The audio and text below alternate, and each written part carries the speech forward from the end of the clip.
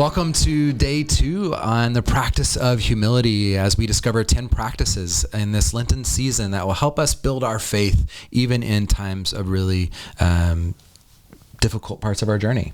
I'm Rustin. I'm Tammy. I'm Mike. And we're glad that you're joining us. Today is no excuses, humility. She starts a quote by Brennan Manning. Humility is stark, raving honesty. We can't receive what the crucified rabbi has to give us unless we admit our plight and stretch out our hands until our arms ache. But then she reminds us, right, of if you've ever had kids or grandkids, you know what excuses are.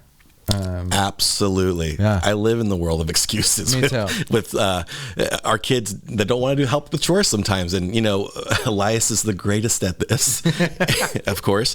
And, we'll tell him, hey, can you put away the dishes? So he'll put away the dishes. And that for him, that means the dishwasher, not the pots and pans or anything else that's like, on the drying rack. And it's funny how it's so easy for us to create an excuse when we want to get out of something, right? And I've done it myself. We've done it here, right? And we find ourselves in this places where until we confess and kind of own up to our stuff, we can't really move forward. Yep. Later in the chapter, there's another quote, same Brendan Manning who opened the chapter. Without honesty, there cannot be health. Yeah. And whatever is denied cannot be healed. Peace lies in the acceptance of truth. So instead of saying, not me, you need to go, yep, that is me. And then you can deal with it. Yeah, I love that. And I love it even more knowing Brennan Manning, right? That Brennan Manning is writing from a place of alcoholism, right? Like he was an alcoholic to the day he died.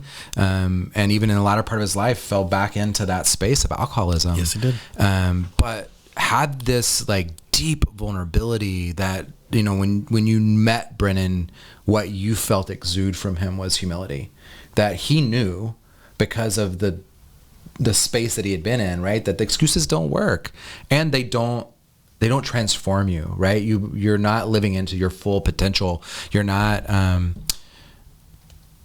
receiving the fullness of what God has to give you whenever we're kind of playing these games of, well, Well, I love, again, she says, accepting the reality of our sinfulness means accepting our authentic self. And there's this place that we have to go to kind of own our own demons, if you would, right? And take hold of who we really are.